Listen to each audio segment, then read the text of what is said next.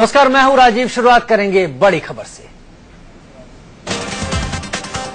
पटना में पुलिस ने छात्रों पर जमकर लाठियां भांजी। दरअसल सैकड़ों छात्र छात्राएं हॉस्टल की मांग को लेकर प्रदर्शन कर रहे थे, तभी अचानक पुलिस ने उनके ऊपर लाठीचार्ज कर दिया। लाठीचार्ज से छात्र छात्राओं के बीच में भगदड़ मच गई। पुलिस ने छात्रों को दौड़ा दौड़ा कर पीटा। कुछ लोग भागते हुए गिर गए, लेकिन पुलिस ने उन पर भी बेरहमी से लाठियां भांजी। इस दौरान कई लोगों को चोटें आई। पुलिस ने छात्राओं पर भी रहम नहीं दिखाया और उन्हें भी सड़क पर घसीटते हुए ले गई। वहीं पुलिस के मुताबिक प्रदर्शनकारियों ने बार बार रोकने पर भी जब हंगामा बंद नहीं किया तो उन्हें मजबूरन लाठीचार्ज करना पड़ा। पंजाब के पठानकोट में हादसे के बाद गुस्साए लोगों ने जमकर हंगामा मचाया और बस में आग लगा दी। इसी बस ने ऑटो रिक्शा को टक्कर मारी थी, जिसमें ड्राइवर की मौत हो गई थी और ऑटो में बैठे 9 स्कूली बच्चे घायल हो गए थे। ऑटो में बच्चों को स्कूल ले जाया जा रहा था, तभी बस ने इसे अपनी चपेट में ले लिया। हादसे की खबर मिलते ही लोग भड़क उठे और लोगों ने बस को आग के हवाले कर दिया और बस धू धू कर जल उठी। पठानकोट में ऑटो को टक्कर मारने वाली बस को आग के हवाले करने से पहले लोगों ने बस में जमकर तोड़फोड़ की और शीशे तोड़।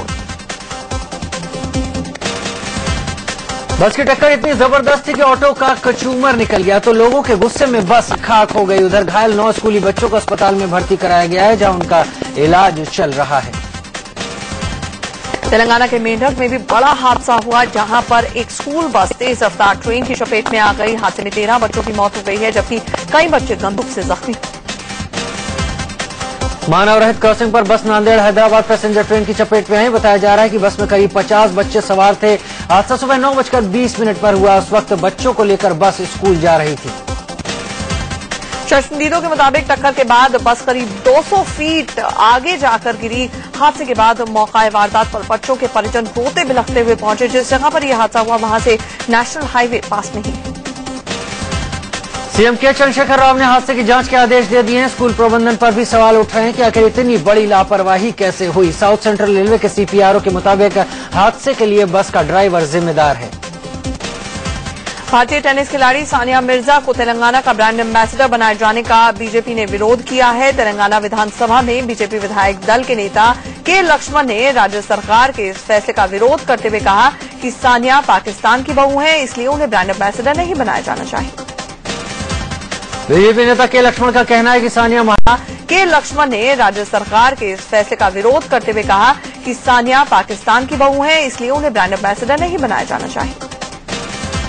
बीजेपी नेता के लक्ष्मण का कहना है कि सानिया महाराष्ट्र में जन्मी और बाद में हैदराबाद आकर रहने लगी। उन्होंने पाकिस्तानी क्रिकेटर शोएब मलिक से निकाह किया, इसलिए वो स्थानीय नहीं है। लक्ष्मण ने सानिया को पाकिस्तानी बहू करार देते हुए कहा कि सानिया इस सम्मान के लायक नहीं है। बीजेपी नेता ने कहा कि सानिया मिर्जा ने अलग तेलंगाना राज्य बनाने के लिए चलाए जा रहे अभियान में कभी हिस्सा नहीं लिया। लक्ष्मण ने सरकार पर आरोप लगाया कि उसने ग्रेटर हैदराबाद नगर निगम के आगामी चुनाव में अल्पसंख्यक वोट हथियाने के लिए कदम उठाया। इस विवाद पर सानिया ने भी जवाब दिया। उन्होंने कहा कि वो खुद को बाहरी करार दिए जाने के किसी भी प्रयास की निंदा करती हैं। वो भारतीय हैं और मरते दम तक भारतीय रहेंगी। सानिया ने कहा कि कुछ लोग ऐसे हैं जिन्हें दूसरों के लिए खुशी नहीं होती, हम उनके लिए दुआ करते हैं। के लक्ष्मण ने सानिया मिर्जा को 1 करोड़ रुपए देने पर भी हैरानी जताई। उन्होंने कहा कि ऐसा करके सरकार दूसरे प्रतिभावान खिलाड़ियों को नजरअंदाज कर रही है। दरअसल तेलंगाना के मुख्यमंत्री के चंद्रशेखर राव ने मंगलवार को सानिया मिर्जा को तेलंगाना का ब्रांड एम्बेसडर नियुक्त किया था। मुख्यमंत्री ने सानिया मिर्जा को 1 करोड़ रुपए का अनुदान देते हुए और हैदराबाद की बेटी तक बताया। मुख्यमंत्री के चंद्रशेखर राव की बेटी और टीआरएस सांसद के कविता ने बीजेपी नेता के बयान को राजनीति से प्रेरित बताया। सानिया मिर्जा हैदराबाद में रहती है। हैदराबाद में उन्होंने टेनिस एकेडमी भी खोल रखा है और वो अच्छी खेलती है। भारत सरकार से भी उसको काफी अवार्ड मिल चुके हैं, तो आई थिंक जायज ही है। इसमें अननेसेसरीली पॉलिटिकल इश्यू उठाने में कोई सेंस तो मुझे नहीं लग रहा है। बीजेपी नेता के बयान पर बीजेपी नेता मुरली मनोहर जोशी ने हैरानी जताई। उन्होंने कहा कि ऐसे बयान देने वाले अपना कल्चर दर्शा रहे हैं। Such things somebody says, I think it's only it reflects his culture. Shiv Sena ने भी सानिया को तेलंगाना का ब्रांड एम्बेसडर बनाए जाने पर ऐतराज जताया है। सामना के संपादक प्रेम शुक्ला ने कहा है कि क्या देश में कोई और इस लायक नहीं बचा कि उसे ये सम्मान दिया जाता। सांप्रदायिकता है? क्या भारत में जो है और पूरी हैदराबाद और तेलंगाना में कोई ब्रांड एम्बेसडर बनने लायक सुंदर स्त्री नहीं है, बढ़िया खिलाड़ी नहीं है, कोई उपलब्धि वाले कोई जो है लोग नहीं है? कांग्रेस ने बीजेपी नेता के लक्ष्मण के बयान पर कड़ी आपत्ति जताई। मनीष तिवारी ने कहा कि यह समाज के ध्रुवीकरण और माहौल को बिगाड़ने की कोशिश है। एक कोशिश की जा रही है कि समाज में ध्रुवीकरण किया जाए और जो एक सांप्रदायिक सद्भाव का माहौल है उसे बिगाड़ा जाए।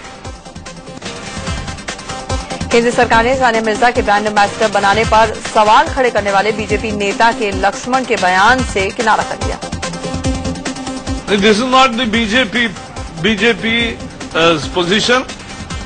Sania is pride of India, and therefore, if somebody is making some other statement, that is not correct.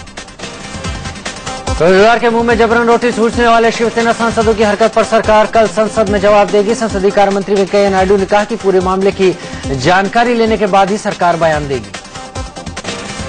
रोजेदार को जबरन रोटी खिलाने की कोशिश करने वाले शिवसेना सांसदों के खिलाफ कांग्रेस के छात्र संगठन एनएसयूआई ने मोर्चा खोल दिया है।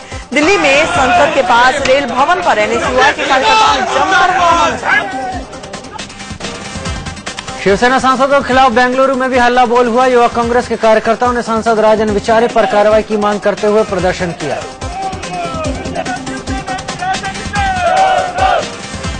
महाराष्ट्र सदन में जबरन रोजेदार को रोटी खिलाने के मामले में महाराष्ट्र सरकार ने जांच के आदेश दिए हैं। वहीं महाराष्ट्र सदन में कैंटीन चलाने वाली आईआरसीटीसी ने भी इस घटना के लिए जांच दल का गठन किया है। शिवसेना प्रमुख उद्धव ठाकरे सांसदों के बचाव में उतर आए हैं। रोजेदार को जबरन रोटी खिलाने के मामले में ठीक रहा उन्होंने महाराष्ट्र सरकार पर फोड़ा है। पार्टी के मुखपत्र सामना में उद्धव ने लिखा कि इस मामले को महाराष्ट्र सरकार बेवजह तूल दे रही है। बिहार विधान परिषद में आज शर्मसार करने वाली तस्वीरें सामने आई है। विधान पार्षदों के बीच में हाथापाई तक की नौबत आ गई। बीजेपी और जेडीयू के एमएलसी आपस में भिड़ गए और गाली गलौज पर उतर आए। हंगामा हाथापाई तक पहुंच गया। दरअसल विधान परिषद में पूर्व मुख्यमंत्री सुशील कुमार मोदी ने मंत्री विजय चौधरी से सवाल पूछा, लेकिन तभी नीतीश कुमार के करीबी एमएलसी संजय सिंह ने टोक दिया और कहा कि मोदी को बोलने की बीमारी है, जिसके बाद हंगामा बरप गया। संजय सिंह के बयान से भड़के बीजेपी के एमएलसी वेल में चले आए। इसी दौरान बीजेपी एमएलसी मंगल पांडे और संजय सिंह के बीच में हाथापाई हो गई। गाली गलौज और हो हंगामे के चलते विधान परिषद की कार्रवाई स्थगित करनी पड़ी। बिहार में आरजेडी जेडीयू में गठबंधन होने से पहले ही गांठ नजर आने लगी है। अगले महीने 10 विधानसभा सीटों के लिए होने वाले उपचुनाव को लेकर लालू प्रसाद यादव और नीतीश कुमार में बात नहीं बन पा रही। दरअसल आरजेडी सुप्रीमो लालू प्रसाद यादव चाहते हैं कि 10 में से 6 विधानसभा सीटों पर उनके उम्मीदवार चुनाव लड़े, लेकिन जेडीयू ये फॉर्मूला मानने के लिए तैयार नहीं है। नीतीश कुमार चाहते हैं कि सिर्फ मजबूत उम्मीदवारों को ही सीटें मिलें। महाराष्ट्र में कांग्रेस एनसीपी का गठबंधन टूट की कगार पर है। सीट बंटवारे को लेकर दोनों ही पार्टियों के बीच बात नहीं बन पाई। एनसीपी ने 50-50 सीटों का फार्मूला था, जिसे कांग्रेस ने सिरे से खारिज कर दिया। दरअसल एनसीपी ने महाराष्ट्र के 288 विधानसभा सीटों में आधी सीटें चुनाव लड़ने के लिए कांग्रेस से मांगी हैं। यानी कि एनसीपी 144 सीटों पर दावा ठोक रही है, लेकिन कांग्रेस एनसीपी को साल 2009 के फॉर्मूले के तहत 114 सीटें ही देना चाहती है। कांग्रेस एनसीपी पर दबाव बना रही कि वो साल 2009 के विधानसभा चुनाव के फॉर्मूले को मान ले। 2009 में कांग्रेस 174 सीटों पर लड़ी थी और एनसीपी को सीट शेयरिंग में 114 सीटें दी गई थी, लेकिन एनसीपी अब इस फॉर्मूले को मानने को तैयार नहीं। एनसीपी से बात बनते नहीं देख कांग्रेस ने अकेले चुनाव लड़ने के संकेत भी दे दिए हैं। प्रदेश अध्यक्ष माणिकराव ठाकरे ने कहा है कि अगर एनसीपी का यही रवैया रहता है तो कांग्रेस में इतना दम है कि वो अकेले चुनाव लड़ सकती है। जिस तरीके से उन्होंने बात रखी है तो मैं समझता हूँ कि वो इस तरीके से बात उन्होंने नहीं रखना था कि 144 कोई मतलब नहीं होता है इसका, इस तरीके से रखने का, और ना ही कोई उनकी सीट ज्यादा देने की कुछ बात बनती है। महाराष्ट्र के मंत्री पद से इस्तीफा देने वाले नारायण राणे को मिलने के लिए कांग्रेस उपाध्यक्ष राहुल गांधी ने बुलाया है। आज शाम में मुलाकात होगी, जिसमें उन्हें मनाने की कोशिश की जाएगी। सूत्रों के हवाले से खबर आ रही है कि प्रधानमंत्री नरेंद्र मोदी ने संघ के कई बड़े नेताओं को आज डिनर पर बुलाया है, जहां पर कई मुद्दों पर चर्चा की जानी है। डिनर में भैयाजी जोशी, सुरेश सोनी, कृष्ण गोपाल मदनदास देवी शरीक होंगे। खबर है कि संघ प्रमुख मोहन भागवत भी आ सकते हैं। बीजेपी की नई टीम को लेकर बीजेपी आरएसएस की अहम बैठक केंद्रीय मंत्री नितिन गडकरी के घर पर हुई। बैठक में बीजेपी अध्यक्ष अमित शाह, गृह मंत्री राजनाथ सिंह और संघ की तरफ से भैयाजी जोशी और सुरेश सोनी मौजूद रहे। बताया जा रहा है कि बैठक में लालकृष्ण आडवाणी और मुरली मनोहर जोशी जैसे वरिष्ठ नेताओं की भूमिका को लेकर भी चर्चा हुई। साथ ही दिल्ली के सियासी हालात पर भी मंथन हुआ। मोदी कैबिनेट इंश्योरेंस सेक्टर में विदेशी निवेश को मंजूरी दे दी है। आज कैबिनेट की हुई बैठक में इंश्योरेंस में एफडीआई पर चर्चा हुई और विदेशी निवेश 26 से बढ़ाकर 49% करने का फैसला किया गया। मोदी सरकार ने महंगाई पर लगाम लगाने के लिए खुले बाजार में बेचने का फैसला किया है। कैबिनेट की हुई बैठक में ये तय किया गया है कि खुले बाजार में 10 लाख टन गेहूं उतारा जाएगा। महंगाई से निपटने के लिए मोदी सरकार अब टेक्नोलॉजी का सहारा लेने की तैयारी में है। रेडियो एक्टिव टेक्नोलॉजी के जरिए फल सब्जियों को ज्यादा दिनों तक सुरक्षित रख बढ़ती कीमतों पर काबू पाने की योजना बन रही है। दरअसल कल केंद्रीय मंत्री नितिन गडकरी, खाद्य मंत्री रामविलास पासवान, कृषि मंत्री राधा मोहन सिंह की मौजूदगी में परमाणु ऊर्जा आयोग के पूर्व अध्यक्ष अनिल काकोदार की टीम ने रेडियो एक्टिव टेक्नोलॉजी पर प्रेजेंटेशन दिया था। मोदी सरकार ने मनरेगा के नियमों में बदलाव किया है और अब मनरेगा के तहत 60% काम कृषि क्षेत्र में होंगे। लोकसभा में ग्रामीण विकास राज्य मंत्री उपेंद्र कुशवाहा ने इसका ऐलान किया। उन्होंने कहा कि इससे भ्रष्टाचार पर लगाम लगेगी। उपराज्यपाल नजीब जंग से आज होने वाली बीजेपी नेताओं की मुलाकात टल गई है। पहले खबर आई थी कि शाम 4 बजे दिल्ली बीजेपी के प्रदेश अध्यक्ष सतीश उपाध्याय की अगुवाई में बीजेपी नेता उपराज्यपाल से मिलेंगे।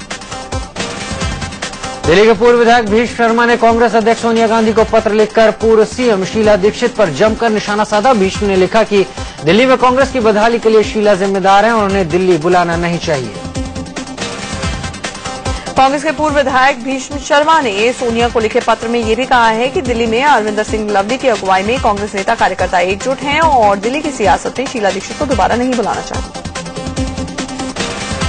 केसरीनाथ त्रिपाठी ने पश्चिम बंगाल के नए गवर्नर के रूप में शपथ ले ली। कलकत्ता हाईकोर्ट के मुख्य न्यायाधीश ने उन्हें पद और गोपनीयता की शपथ दिलाई। केसरीनाथ त्रिपाठी ने एम.के. नारायणन की जगह ली। सूत्रों से खबर ये आ रही है कि बीजेपी के वरिष्ठ नेता लालजी टंडन राज्यपाल बनना नहीं चाहते हैं। इस बाबत उन्होंने प्रधानमंत्री नरेंद्र मोदी से मुलाकात की है और राज्यपाल नहीं बनने की इच्छा जाहिर की। हाईकोर्ट के लखनऊ बेंच ने कांग्रेस अध्यक्ष सोनिया गांधी को नोटिस भेजा है। रायबरेली के एक शख्स ने सोनिया पर चुनाव से पहले अल्पसंख्यक वोटों का ध्रुवीकरण करने का आरोप लगाते हुए अर्जी लगाई है, जिस पर अगली सुनवाई 9 सितंबर को होगी। जस्टिस मार्कंडेय काटजू के खुलासे पर सुप्रीम कोर्ट में एक और जनहित याचिका दाखिल कर दी गई है। अर्जी में कहा गया है कि तत्कालीन कानून मंत्री और यूपीए सरकार की भूमिका की जांच की जाए। हालांकि सुप्रीम कोर्ट ने इस पर तुरंत सुनवाई से इनकार कर दिया। दिल्ली सेंट्रल नोएडा एक्सटेंशन में फ्लैट बुक करवाने वालों को बड़ा झटका लगा है। इलाहाबाद हाईकोर्ट ने पतवाड़ी गांव के किसानों से ली गई जमीन 1 महीने में लौटाने को कहा है। साथ ही बिल्डर से निवेशकों का पैसा भी लौटाने को कहा गया है। हाईकोर्ट ने पटवारी गांव में जमीन अधिग्रहण को साल 2011 में ही रद्द कर दिया था, लेकिन बिल्डर्स ने फ्लैट्स बनाना जारी रखा, जिसके बाद किसानों ने फिर से हाईकोर्ट का दरवाजा खटखटाया, जिसके बाद ये बड़ा फैसला है। दरअसल ग्रेटर नोएडा अथॉरिटी ने 2008 में इंडस्ट्री लगाने के नाम पर पतवाड़ी की 589 हेक्टेयर जमीन का अधिग्रहण किया था, जिसे बाद में बिल्डरों को दे दिया गया। इसके खिलाफ किसान हाईकोर्ट पहुंचे थे, जहां 2011 में अधिग्रहण को रद्द कर दिया गया था। इस फैसले से दर्जनों बिल्डर्स के प्रोजेक्ट्स के साथ साथ अथॉरिटी के 2 रेजिडेंशियल सेक्टर्स प्रभावित हुए हैं। साथ ही यहां पर बनने वाले दर्जनों इंजीनियरिंग, मेडिकल, मैनेजमेंट कॉलेजों और स्कूलों पर भी संकट मंडराने लगा है। इलाहाबाद हाईकोर्ट के इस फैसले के बाद नोएडा एक्सटेंशन के जो प्रोजेक्ट प्रभावित हुए हैं, उनमें आम्रपाली, अरिहंत, निराला, पटेल, नियोन, सुपरटेक, देविका, एमरावेल, वेलेंसिया, आर्डन, अजनारा जैसे बिल्डर्स की इमारतें हैं। यूपी के आजमगढ़ में नशे में धुत एक लड़की का जोरदार ड्रामा देखने को मिला है। पुलिस लड़की को थाने में लेकर आई थी, जहां पर लड़की ने पुलिस वालों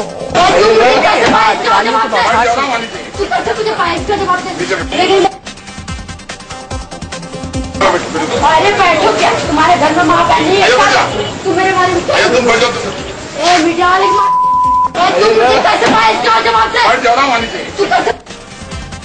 पुलिस ने रात में नशे में धुत लड़की को 3 लड़कों के साथ हिरासत में लिया था, लेकिन लड़की को हिरासत में लेना पुलिस वालों को भारी पड़ गया। थाने में घंटों लड़की का ड्रामा जारी रहा। लड़की का ड्रामा बढ़ता देखकर पुलिस वालों ने रात में लेडी कांस्टेबल को बुलाया, लेकिन लड़की कांस्टेबल से भी भिड़ गई। लेडी कांस्टेबल के साथ लड़की की हाथापाई और गाली देने का सिलसिला काफी देर तक चलता रहा। लड़की पुलिस पर घूस लेने का भी आरोप लगाने लगी। पुलिस वाले लड़की को समझाते रहे लेकिन वो समझने के लिए तैयार नहीं। घंटों चले लड़की के ड्रामे ने पुलिस वालों के पसीने छुड़ा दिए। पुलिस वालों की सारी कोशिश नाकाम रही। इस लड़की ने मीडिया वालों को भी नहीं बख्शा, वो मीडिया वालों को भी गालियां देने लगी।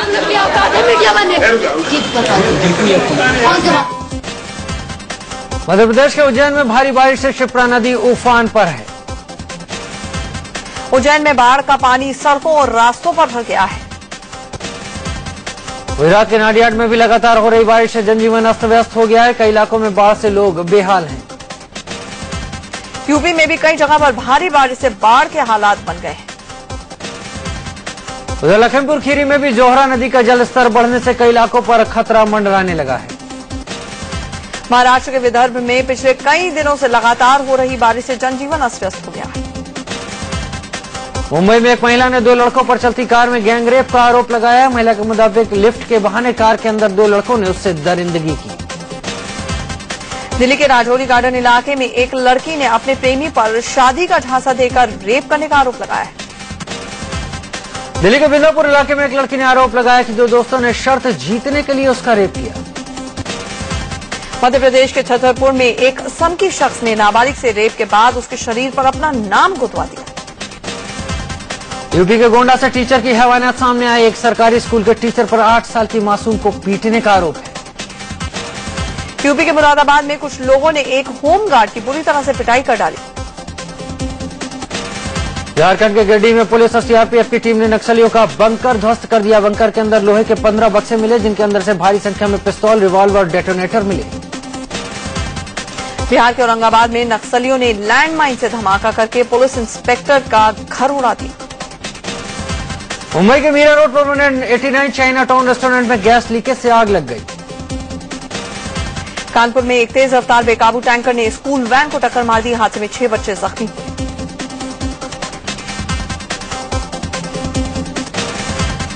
इंदौर में एक लड़की को आशा कार्यकर्ता की परीक्षा दिलवाने के नाम पर उससे 1.5 लाख रुपए में बेचने और उसे 3 महीनों तक बंधक बनाकर देह व्यापार करवाने का मामला सामने आया। एयरपोर्ट मेट्रो में सफर करने वालों को आज से 40% कम किराया देना होगा। होंडा ने अपनी नई कार भारत में लॉन्च की है। दिल्ली में लॉन्च की गई इस कार का नाम मोबिलो है। ब्रिटेन की महारानी एलिजाबेथ द्वितीय ने कल 20वें राष्ट्रमंडल खेलों का शुभारंभ किया। स्कॉटलैंड के ग्लासगो शहर में हुए राष्ट्रमंडल खेलों के उद्घाटन समारोह में रंगारंग